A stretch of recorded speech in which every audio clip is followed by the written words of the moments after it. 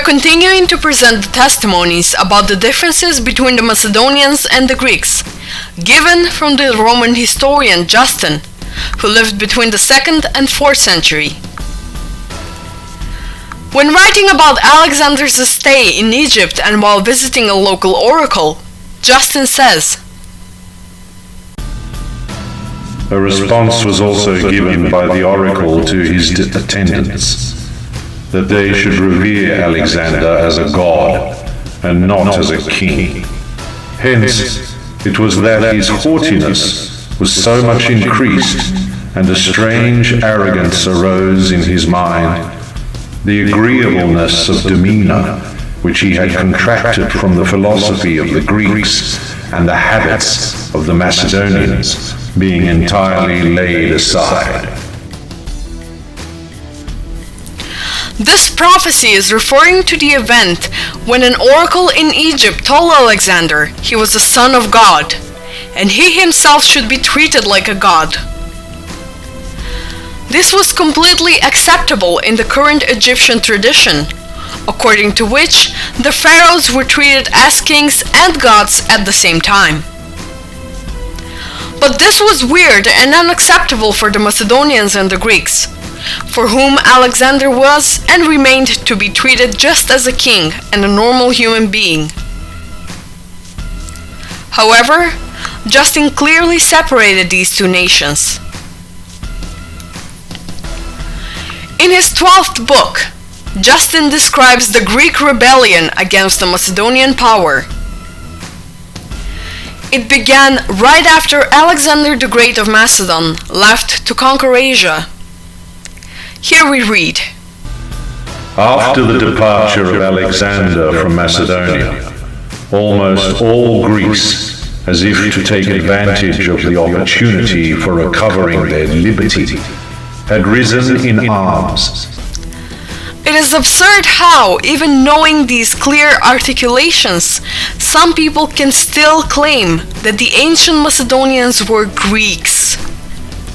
Writing about all the wars the Greeks waged throughout history, Justin states, "Greece had frequently felt great disturbances at one time from the wars of the Persians, at another from those of the Gauls, at another from those of the Macedonians." Here too we can clearly see that Macedonians are separated not only as a different nation, but as one of Greece's three major enemies in history.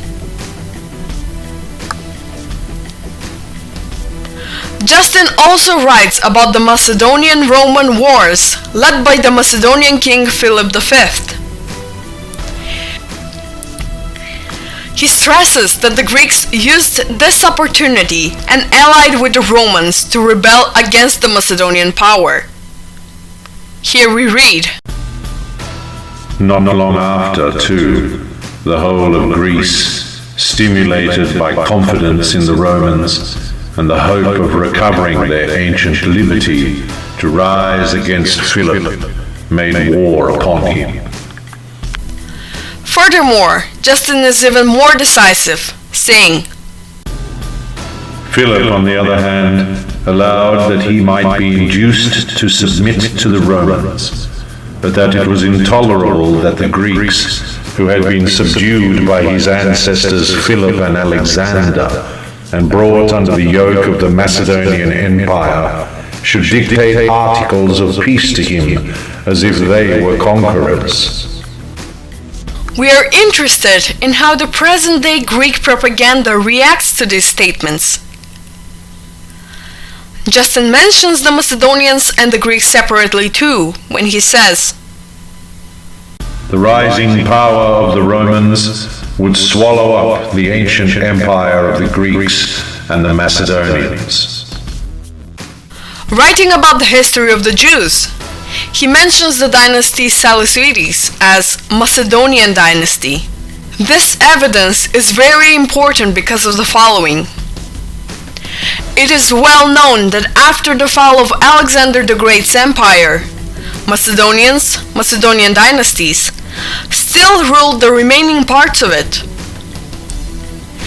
Egypt was ruled by a Ptolemaic dynasty, and the Seleucids ruled with parts of Asia.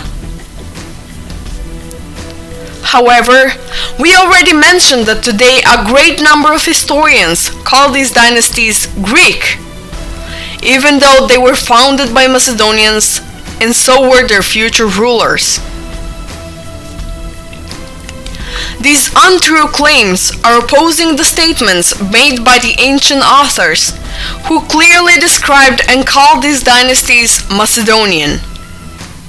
In the end of this short review of Justin's work, let's conclude that this author too represents an unpleasant challenge for the present-day Greek propaganda.